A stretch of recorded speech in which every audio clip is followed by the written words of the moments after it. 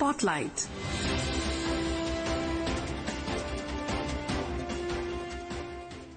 This is Akashvani. In the program Spotlight, now we bring a discussion on natural calamities, preparedness and precautionary measures. The participants are Anand Sharma, Environmentalist, and Arjun Chaudhary, Anchor.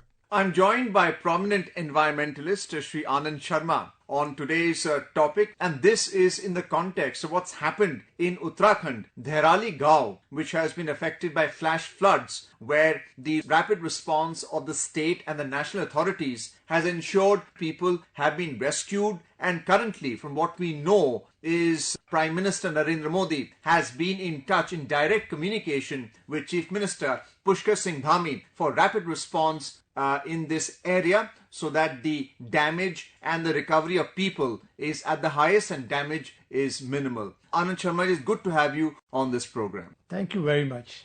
Anand Sharma ji, with your extensive experience, how important is preparedness when it comes to the hilly areas, and what type of natural calamities likely hit these areas, so that the preparedness should be at the highest? We have different agencies which are at work all the time to ensure that any kind of disaster is mitigated. First of all, we must know that Himalayas are highly vulnerable areas, and heavy, very heavy and extremely heavy rainfall during monsoon season is a normal feature. That means with the very heavy rain, we also get landslides and flash floods. It happens, it has happened in the past, it is happening now, and it will happen in the future as well. But now what we see is the damages are more. Now question comes, hazard will always be there. 80% of the hazards which lead to disasters are weather-based hazards. And they especially, you can see those hazards in Himalayas. Now question comes, our job, weather department, is to prevent a hazard becoming a disaster.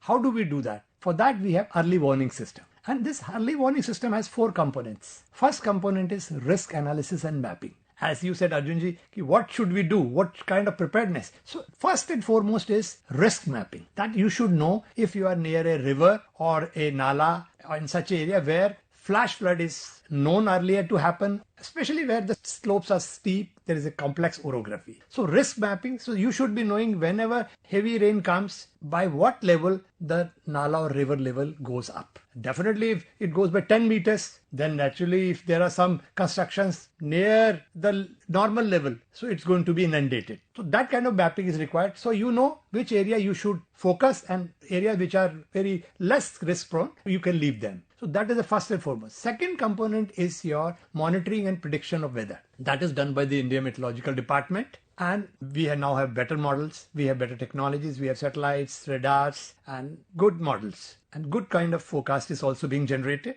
Third is communication of the forecast. This forecast has to reach the last mile. Akhiri aadmi tak it has to reach. But more than important is crucial mile connectivity. For example, now we had this Dhairali flash flood. So that Harshil to Dhairali, that mile, that is a crucial mile connectivity. In that particular area, warning should reach. So that's the thing. And that is done by IMD, that is done by state government, that's done by NDMA through Common Alert Protocol. And fourth is response or action. That is done by the state government. And all these 4 components has to be in one frequency. Apart from that, remember this, if it's a well-defined system, there will be warning 2 days, 3 days or 4 days also in advance. Here also, the Meteorological Center of IMD had given heavy to very heavy rain warning and issued a red alert. But the area where it has got affected, I think it was a yellow alert area. That's all. And sometimes there will be a possibility that it's a mesoscale event. Mesoscale event means the entire cloud formation, it is becoming mature, and then it is giving you high intensity rainfall will happen within 1 hour. So that kind of event prediction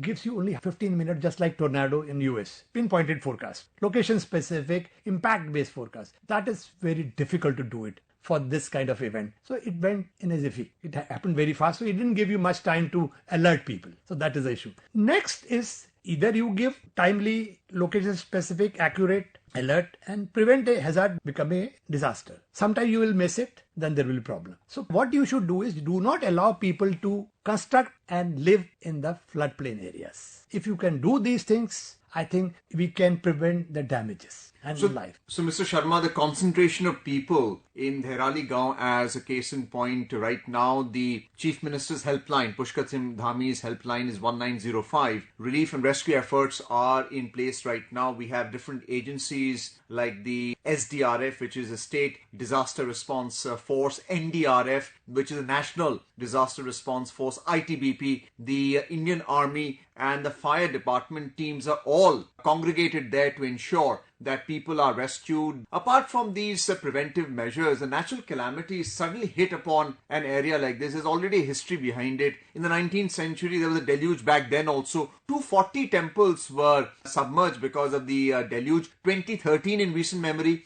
2018 as well. So we are looking at a response by the central government and the state government within the hour. How does one coordinate all this?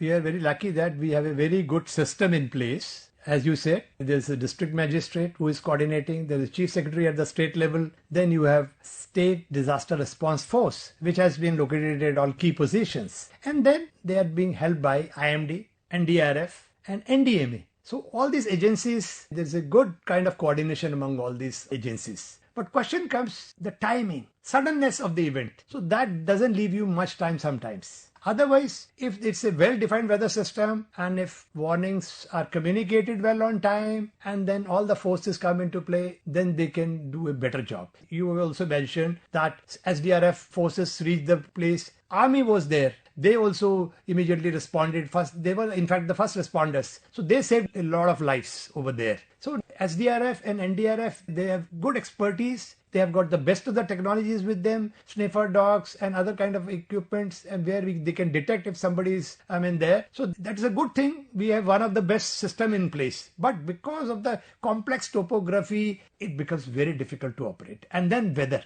So according to reports right now, there has been a mobilization of ambulances, reservation of beds at government hospitals. You also have a lot of technical equipment. You mentioned, Mr. Sharma, victim location cameras, thermal imaging cameras. We also have the Chief Minister of Uttarakhand, Pushkar Singh Dhami, on the helicopter which has been provided by the Indian Air Force for the aerial survey as well. Rapid response is a key to any such natural calamity. But in this case, whatever we have seen of the video or the flash flood itself, the video shows that the entire area was submerged within a minute. So clearly any kind of response is always a major challenge. Absolutely. Because you have seen the video, 3 or 4 story buildings are full with the mud and all debris. The debris is apparently hitting. Yes. So that means if the people sitting inside, they're submerged in the debris. So it's very difficult to take them at home. First. Secondly, weather was bad yesterday. Now slowly, I think by tomorrow that red warning is not there. Red alert is not there. So naturally, once the weather improves, it will be, all these forces can act with more vigor. But as long as weather is bad, then it becomes very difficult. And even helicopter flying is very difficult under adverse weather conditions. But still, we should appreciate all these forces, whether it's Army, SDRF, NDRF, they're all doing a good job. And already, as you said, they have rescued people. So it's a very good thing. Each life is important.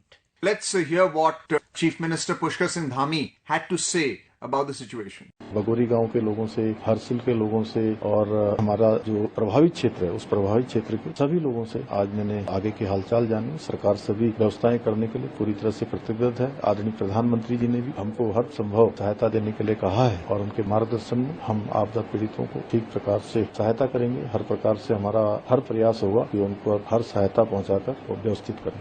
Mr. Sharma, we've been talking about preventive measures. The IMD weather report is absolutely important because tourism is a very big industry in the hilly states of Uttarakhand and Himachal Pradesh. Specifically to Uttarakhand, what kind of communication or messaging is actually sent to people, and what kind of messages should people act upon to ensure that they are not caught up in any such natural calamity and makes the work of our disaster response teams much easier? Arjunji, first and foremost is that they should get the weather forecast and warning from reliable sources, which is IMD, which is a government organization. One. Second thing is, sometimes what happens, they go to different websites and they see the climate information, which is the average. But weather is happening at that particular time, which is totally different. Real time. Real time. Normally it says the temperature, climatology says the temperature should be 8 degrees at Kedarnath. But if it's raining there, the temperature will be around -2. So dress accordingly. You should have jackets, you should have shoes, you should have umbrellas, raincoat, etc. So plan accordingly. That's very important. Then factor your weather information into your day-to-day planning. Anywhere you're going to some sea cruise or to mountains, always factor weather information into your day-to-day planning and take it from the reliable source. In addition to this, weather and climate is dynamic thing. It keeps on changing. So sometimes what happens is that you collected 3 days ago and then you forget it. No, you should update the information, and if required, you should call the State Met Center and collect the information. This is for a common man. In addition to that, how to disseminate IMD, what IMD is doing, they have WhatsApp groups with the state government. They send the information to Disaster Management Cell. They give it to NDMA, National Disaster Management Authority. They have common alert protocol. They also send it to different people. Then All India Radio, different TV channels. And in addition to that, what other thing government can do is, as you move into the mountains through Rishikesh area, at the entrance, we should have big display boards where weather forecast should be displayed, giving the lap voice. If there is a problem, put barrier. If after Rishikesh to some say Dharali, there is a bad weather, put a barrier and it will be displayed. So common man also knows why I am being stopped, and government is also strict that they put the barriers. If they do this kind of thing and regulate this, and now what is happening, how many people we should allow? Please factor weather information into your day-to-day planning and be weather-wise and climate smart. Let's now hear what a correspondent from Uttarakhand had to say. The administration has set up relief camps at Inter-College Harshil, Garhwal, Mandal Vikas Nigam establishments and at Jhala. Efforts are being made on a war footing to restore electricity and communication services in the region. The Nehru Institute of Mountaineering and the STRF are engaged in the construction of a temporary bridge at Limchagad. Efforts are also underway to clear blocked roads. Meanwhile, the Health Department has reserved beds for disaster-injured patients at Doon Medical College, Coronation District Hospital and AIIMS Rishikesh. Additionally, specialist doctors have also been dispatched to Uttarkashi. Continuous rains have affected normal life across the state. Due to the continuous downpour, the Kailash Mansarovar Yatra has also been suspended until the situation normalizes. Meanwhile, the Met Department has issued a warning of heavy rainfall in some parts of various districts of the state over the next few days. In light of the warning, the government and administration are maintaining a high level of alertness. Sakshi Singh, Akashvani News, Dehradun.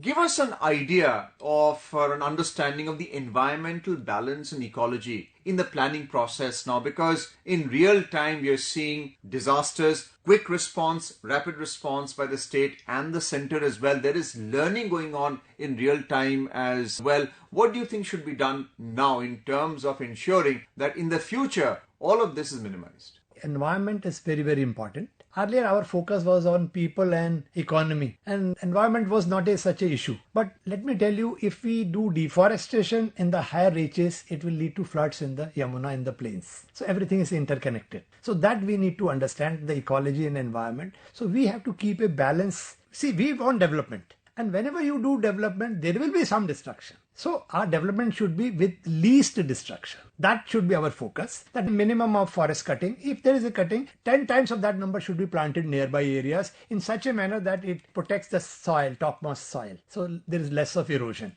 One. Second thing, lots of dams are being built. Of course, we need energy. Otherwise, we have to import lots of oil and this thing, which is again not an environment friendly fuel. Doing that, we have to ensure that they should adhere to all the guidelines, not, blatantly blasting the hills like that. So those things, these are technology, you can drill the holes through the mountains. So all those technologies are available. If they use that will be minimum damage. In addition to that, we have to regulate the tourists also to such people, because these are very, vulnerable areas. Again, we should also have alternate roads. We should have shelters. So all these things, I think, if we take into account, so to a large extent, and then, of course, a lot of people are building in the floodplains of the river and nalas. That also has to be prevented. Let me tell you, flash flood, heavy rain, these are all normal features. They have to happen. They do the energy exchange and balance in the nature. Only thing is that if we stay away from these hazards,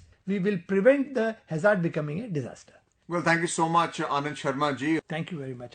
You were listening to a discussion on natural calamities, preparedness and precautionary measures. The participants were Anand Sharma, Environmentalist, and Arjun Chaudhary, anchor. This program was produced and presented by the News Services Division of Akashvani. Spotlight. Spotlight.